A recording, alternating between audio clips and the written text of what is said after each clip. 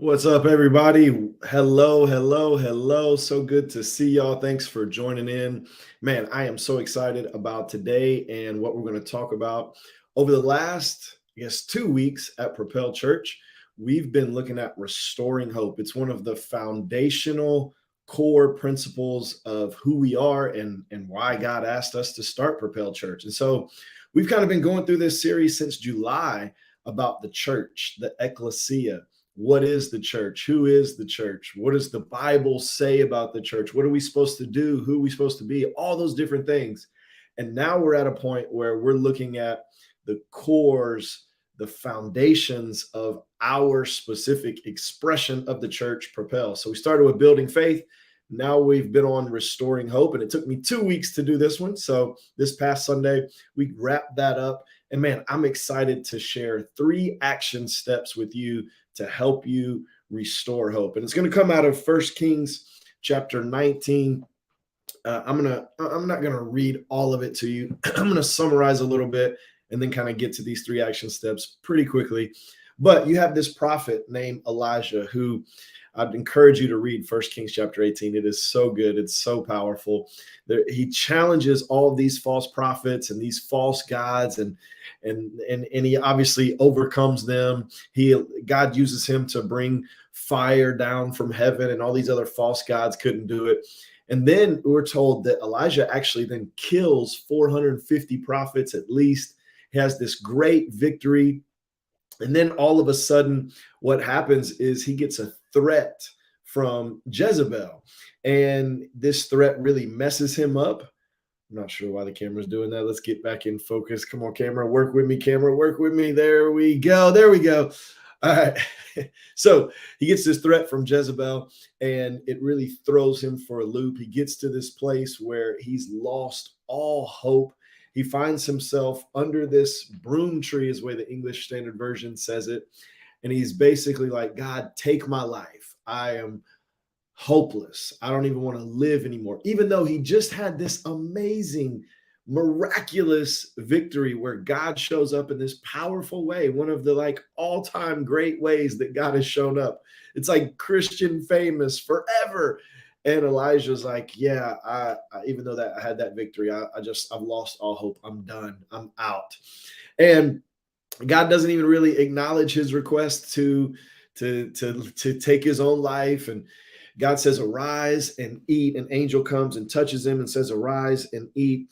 And he looks, and there's actually food there for him. And man, this is what we talked about last week when we went live. And this is what we talked about 2 weeks ago at Propel. Like, no matter where you find yourself, God is there with you. He's touching you. He's healing you. He's encouraging you. He's inspiring you. He's empowering you. But he's also giving you instruction.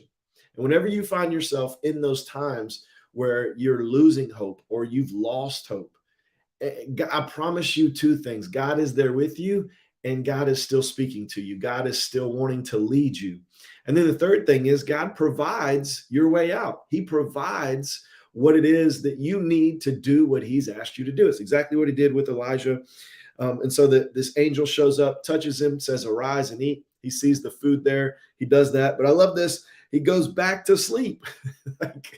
like he was asleep. The angel shows up, and then angel tells him to do this. He does it. Then he goes back to sleep. And then in 1 Kings 19, I love this. Verse 7, it says, the angel of the Lord came again a second time and touched him and said, arise, eat, for the journey is too great for you. So, man, this is so good because God consistently, almost even radically pursues Elijah the same way he does for you. When you feel like you're hopeless, and maybe you've heard from God, God's given you instruction, God's provided for you, you didn't lose your house, you didn't lose your car, you didn't lose your life, God's done something, but you still are not motivated. You're still not inspired. You still don't have any hope. You just want to go back to sleep. You haven't done anything else with what God told you to do. God continues to pursue you. He comes back to you a second time, a third time, a fourth time. Yes, there is a place where the full of truth, the righteousness, the holiness of God kicks in. But I promise you, God wants to continue to pursue you until you do everything he wants you to do and become everything he wants you to become. And that's what happens here. He pursues Elijah again, but he says something different this time. He doesn't just say, arise and eat. He says, arise and eat, for the journey is too great for you. And this is, man, this is not just for Elijah. This is for all of us. See, God has a journey for your life. He has a path. He has people he wants you to impact, people he wants you to disciple, situations he wants you in to bring about his will and his way. There's things not only that he wants to do through you, but there's things that he wants to do in you and for you. There's somebody that he wants you to become on this journey. And the truth of the matter is, whenever you follow God's journey, it's always going to be too great for you. And I know that sounds like bad news, but it's actually not. It's actually good news, because God provides what you need to do what he wants you to do and become who he wants you to become. So just like here with Elijah, he's like, hey, arise and eat. That's my instruction to you. But you need to do what I'm telling you to do, because if you don't, if you try to walk out this journey on your own, it will be too great for you. And there's some Christians who have gotten to a place of hopelessness because they've tried to walk their journey on their own. They weren't willing, or they didn't know, or whatever the reasoning is, they didn't do what God told them to do. And they found themselves in this situation where their journey is too great for them. I've been there. I'm sure if you've been following Jesus any amount of time, if you've been alive long enough, you've been there. But God continues to pursue. And here's what happens. He arose and ate and drank and went in the strength of that food 40 days and 40 nights to Horeb, the Mount of God. At the end of that verse in my Bible, I just wrote, wow, like, this is awesome.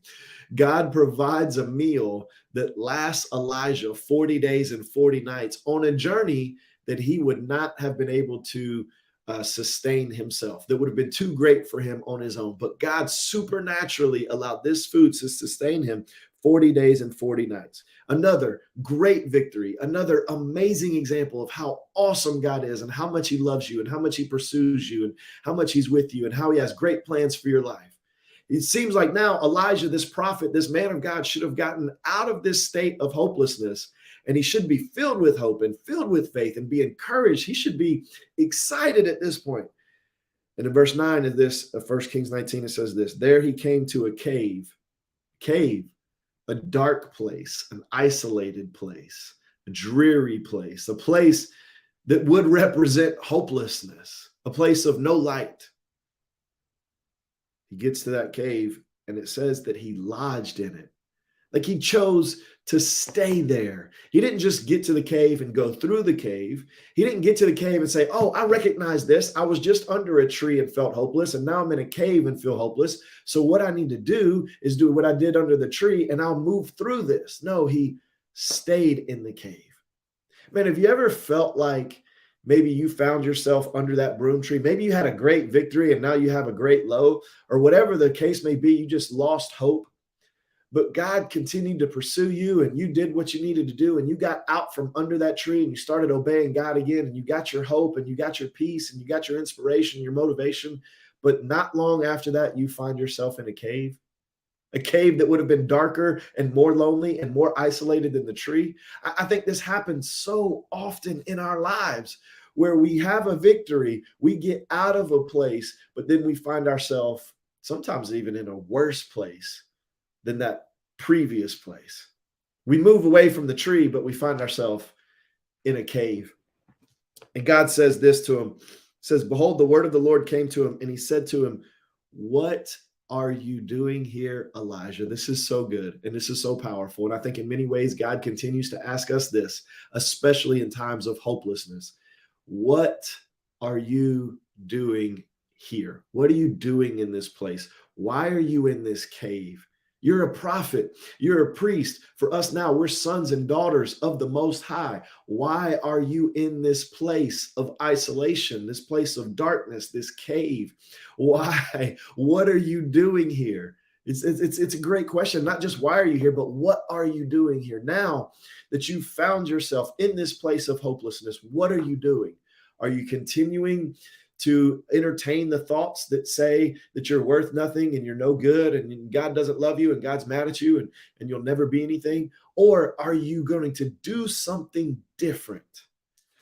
That's the question that God asked not only Elijah, but he asks us.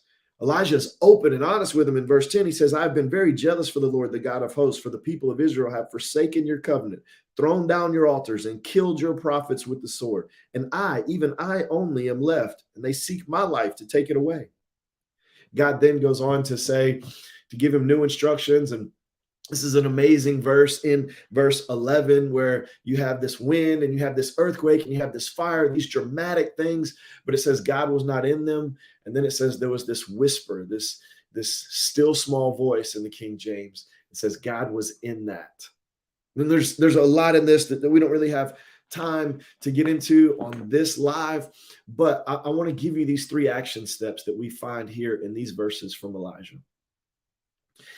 Last week, we talked about 3 things you need to know, 3 truths, but here's the 3 action steps. Number 1, keep listening to God. God is with you in those darkest places, whether you're in the tree, whether you're in the cave, whether you're coming out, whether you're running on your journey, wherever you are, God is with you. But we need to continue to stay sensitive to what God is saying, to listen to God through his written word, through his spoken word. So we need to continue to seek God and listen to God. And then what we see is Elijah, he answers God. God asks him this question of what are you doing here? And Elijah is very open and honest. So we don't just need to listen to God, but we need to be open and honest with God.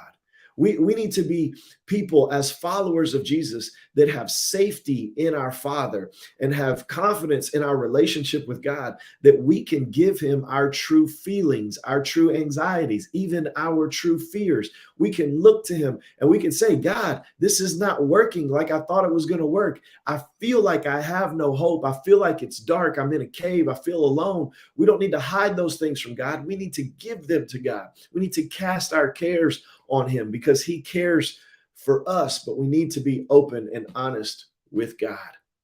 And then the third thing is we need to do what God tells us to do. God gives him instructions to arise and eat. And then in verse 11, he says, go out and stand on the mount before the Lord. And he did that. We need to obey God. So we need to listen to God. We need to be honest with God and we need to obey God. And I know that sounds like it's very generic and it's very simple, but I can promise you this, it is very, very powerful. Does this apply to other areas of our lives? Absolutely.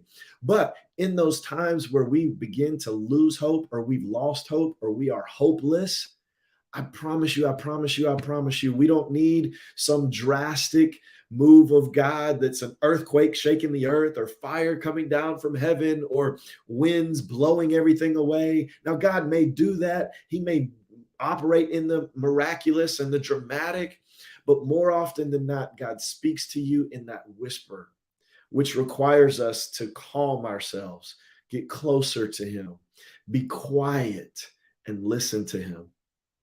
Man, it's so good. It's so good that God doesn't have to shake the entire world or burn things up around us in order to get us out of hopelessness. We just need a word from him. And then we need to be honest with him so that he can not just lead us, but we can follow. Man, I look at this and in 1 Kings 19, I see so much of what God does. I see the errors of Elijah, many things we already talked about. Another thing that we didn't really talk about, but is so powerful is when Elijah runs to go under the tree, he leaves his servant behind, the very person that God brought there to help him. But one thing Elijah was willing to do, even in between naps, was he was willing to listen to God. He was willing to do what God was saying, but also he was very honest with God.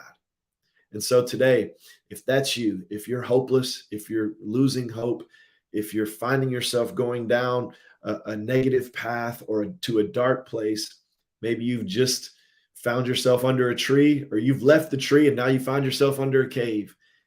Man, listen for God's voice. Be honest with God and obey God. And I know that it may not turn out the way that you want it to or the way that you think it will, but it will turn out for your good. God works all things together for our good. I'm so excited about God speaking to you through this time. I'm excited about what he's doing at Propel Church. I'm excited about what he's doing in like Propel Nation, and those of you who have followed and supported us that aren't here in the Georgia area.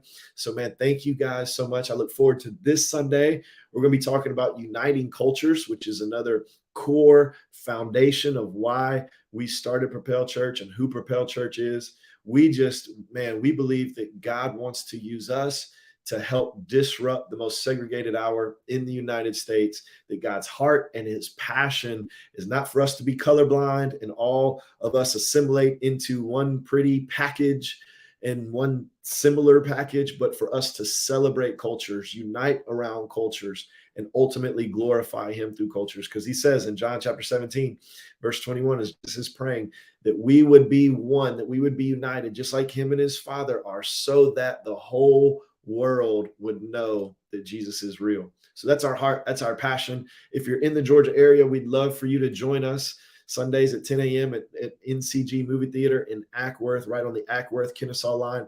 If you're not in the Georgia area, man, connect with us online. We're on YouTube. We're on Facebook. We're on Instagram. And, man, we would love to just follow this journey and follow your journey with you and help you in whatever ways we can. God bless you guys. Thank you so much for watching. We'll see you next week.